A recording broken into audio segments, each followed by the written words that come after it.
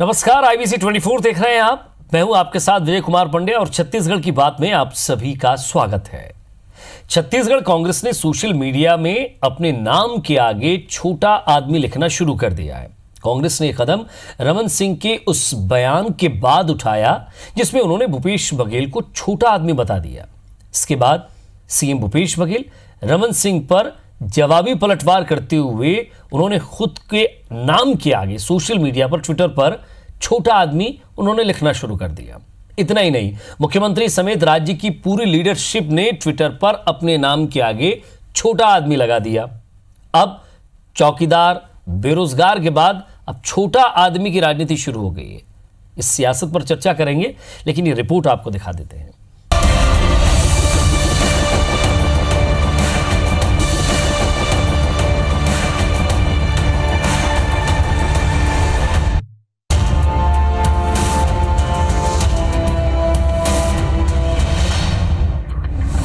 छोटा आदमी पर छिड़ी तकरार, रमन का वार, भूपेश का पलटवार।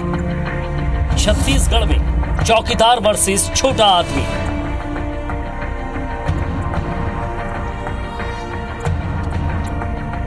ये कांग्रेस ने एक वीडियो जारी किया है आईना को लेकर। इतना छोटा आदमी छोटे मन से छोटी छोटी हरकत करता है, ये सिर्फ मजाक के पात्र बनेगा। पूर्व सीएम रमन सिंह के इस बयान पर छत्तीसगढ़ की सियासत में घमासान मचा हुआ है। रैलियों और मंचों से लेकर और सोशल मीडिया तक में कांग्रेस ने मोर्चा खोल दिया है। सीएम भूपेश बघेल ने रमन सिंह के इस छोटे वाले बयान को अपना हथियार बनाते हुए बीजेपी पर बड़ा अटैक किया। कैमरे पर खुद को छोटा आदमी बताया। तो जवाब भी दिया ट्वीट करके।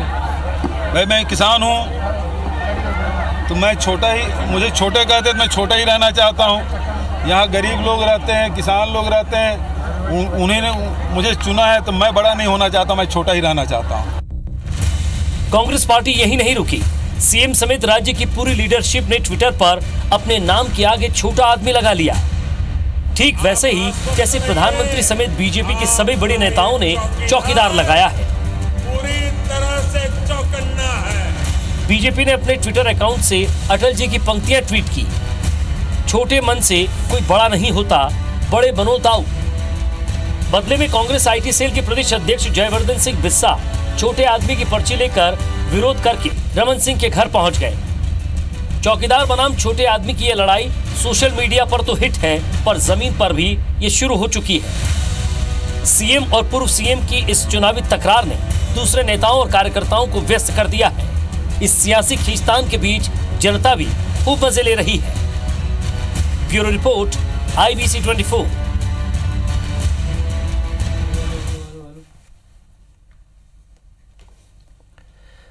तो आपने पूरी रिपोर्ट देखी होगी। रिपोर्ट के बाद आपको ये समझ आ गया होगा कि ये पूरा कैंपेन क्या है।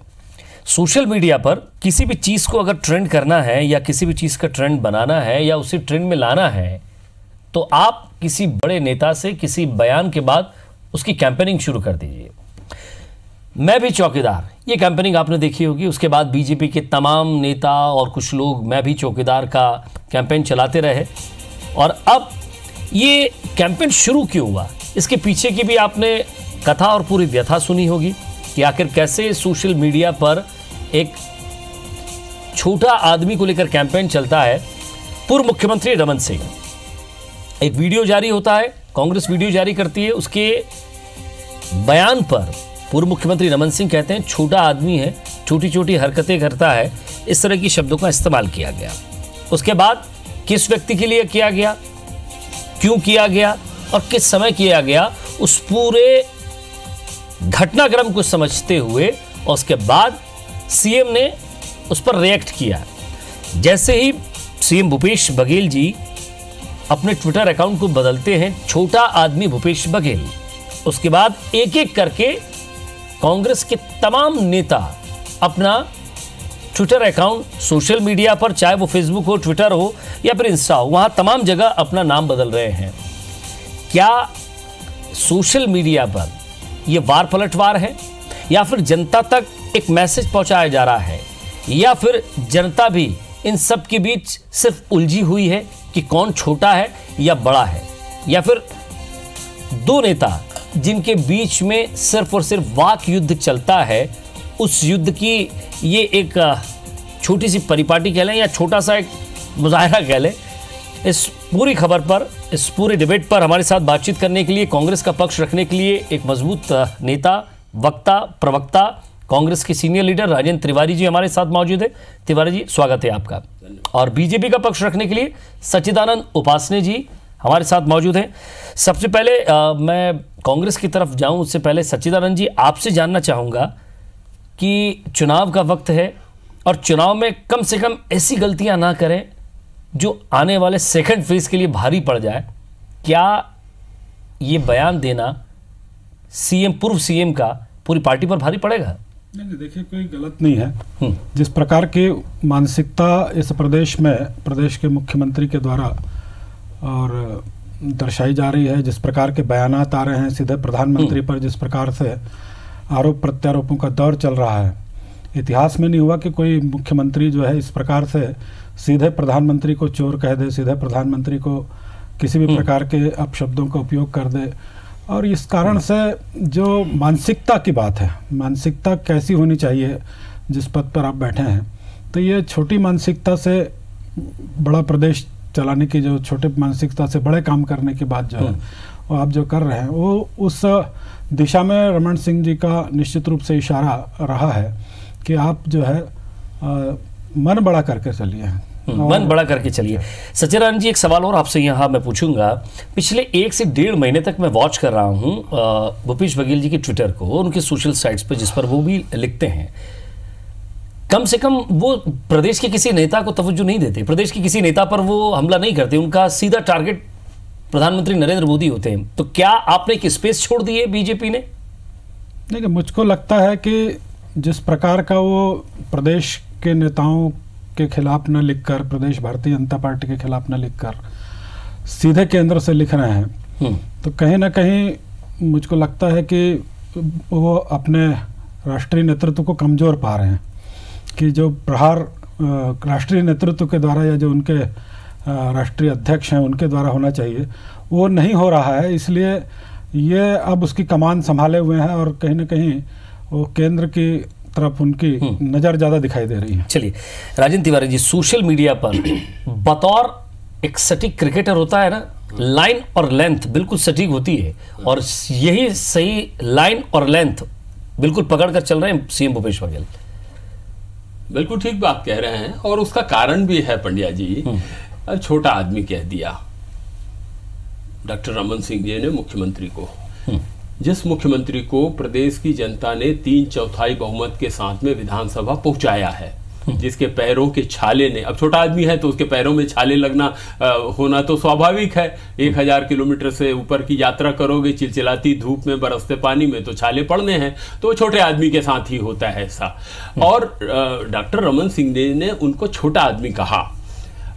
अभी जो सच्चिदानंद भाई ने कही है, मैं उनकी बात का भी थोड़ा बहुत जवाब दूंगा। उन्होंने मानसिकता की बात कही, तो पहले तो मैं डॉक्टर रमन सिंह जी ने जो छोटा आदमी कहा है, मैं उस पर टिप्पणी करना चाहूंगा कि आखिर छोटा आदमी, ठीक है, छोटे छोटे लोगों ने मिल करके, छोटे कार्यकर्ताओं ने मिल करके कांग्रेस को इतना मजबूती प्रदान किया कि भूपेश बघेल जी आज मुख्यमंत्री के पद पर वहां बैठे हुए हैं।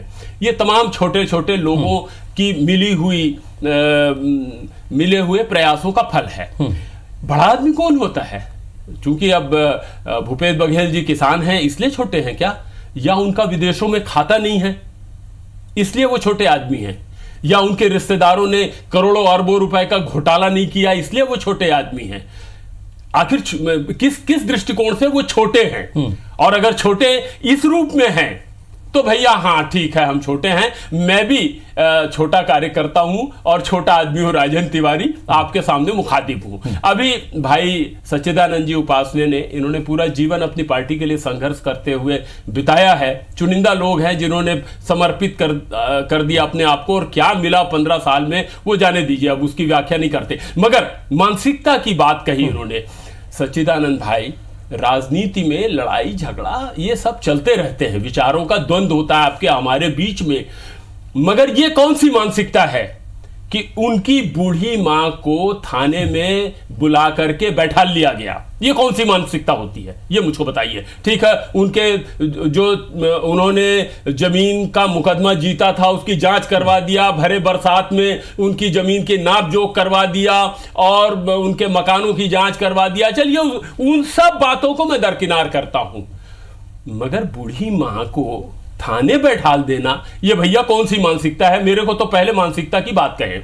आपने प्रधानमंत्री की मानसिकता की बात कही, प्रधानमंत्री के बारे में कहा। मैंने अपने जीवन में खूब अध्ययन किया है मैंने पंड्या जी, आप आद्योपांत मैंने अपने जीवन में तमाम पंडित जवाहरलाल नेहरू से लेकर के वर्तमान प्रधानमंत्री तक के भाषणों को ध्यान से सुना है, पढ़ा है और गढ़ा भी है। मैंने ऐसा प्रधानमंत्री नहीं देखा जिसकी भाषा पर ही नियंत्रण नहीं रहता। 2 दिन पहले उन्होंने इस देश के लिए अपने प्राणों की आहुति देने वाले राजीव गांधी के बारे में जिन शब्दों का इस्तेमाल किया, ये कौन सी मानसिकता होती है? मानसिकता क्या है? अपने तमाम बुजुर्गों को दरकिनार नहीं, सुन लीजिए ना, दरकिनार कर दिया। इसीलिए मानसिकता है और कैसी मानसिकता है और आपकी पार्टी के सर्वाधिक लोकप्रिय नेता अटल बिहारी वाजपेयी ने कहा था कि उनको राजधर्म का पालन करना चाहिए। मैं जवाब लूंगा सच्चिदानंद जी से। सच्चिदानंद जी, एक मानसिकता की बात करी थी राजेंद्र तिवारी जी ने, और वो कह रहे थे कि ये किस तरह की मानसिकता है? क्या इस तरह के बयान चुनाव में सोची समझी रणनीति होती है या कोई मानसिकता होती है, या फिर एक ही मानसिकता होती है?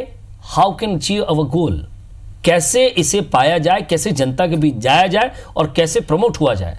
नहीं, देखिए, सबसे पहली बात तो मैं बड़े भैया राजेंद्र तिवारी जी के इसका कि प्रधानमंत्री जी के बारे में जिस प्रकार की बात उन्होंने कही है, यदि प्रधानमंत्री जी जो कुछ बोलते हैं उसको केवल देश नहीं अपने विश्व में भी आज यदि 5-6 राष्ट्रों से उनको पुरस्कृत किया गया है तो ये देश के लिए बहुत बड़ी गर्व की बात है। कोई इस प्रकार से प्रधानमंत्री नहीं हुआ जिसने इतने राष्ट्रों का सम्मान जो है जिनको मिला। नहीं, तो ये निश्चित रूप से मेरी उस चीज का जवाब दीजिए, क्योंकि बीजेपी की तरफ से बात कही गई। मैं आपको बता दूं, बीजेपी की तरफ से वार पलटवार भी हो रहा है। ऐसा नहीं है कि आपकी तरफ से, आपने भी देखा होगा सोशल मीडिया पर कितने उस पर उस कैंपेनिंग को लेकर कितना आगे। अटल जी कहते थे छोटे मन से कोई बड़ा नहीं होता, ये बीजेपी की तरफ से ट्वीट हो रहा है।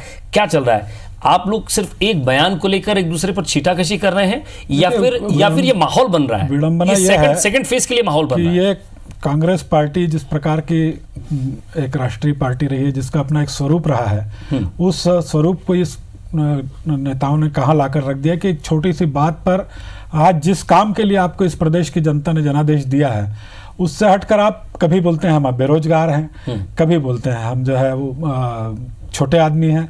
यदि आप हर वाक्य का अर्थ निकालकर उस आधार पर केवल आरोप प्रत्यारोप की राजनीति करना चालू करेंगे तो चौकीदार का पर्याय तो चोर है। तो आप लोगों को तो लिखना चाहिए कि मैं चोर हूं, जिसको पूरा देश आज जो है चौकीदार के रूप में अपने आप को स्थापित कर चुका और उसके रिजल्ट भी आए हैं। तो आप उसको स्कीम किसी नेता ने नहीं कहा था, उसको तो स्वयं जो है प्रधानमंत्री जी ने कहा और उसको देश ने स्वीकार किया कि भाई मैं चौकीदार हूं, मैं सेवक हूं, मैं चौकीदार हूं। तो उसको जनता ने स्वीकार किया। छोटा आदमी कह के और छोटा बनकर कौन छोटा हो गया, ये जनता को भी समझा दीजिए, क्योंकि जनता भ्रमित हो रही है। कहने से कोई छोटा नहीं होता। जो कहने वाला छोटा है या जो करने वाला छोटा है या एक्सेप्ट करने वाला छोटा है, कौन छोटा है? आज आपको पता चला क्या कि मैं छोटा हूं? परिभाषा से मैं क्या समझूं? नहीं, आज आपको पता चला क्या कि किसी के कहने से मैं छोटा हूं?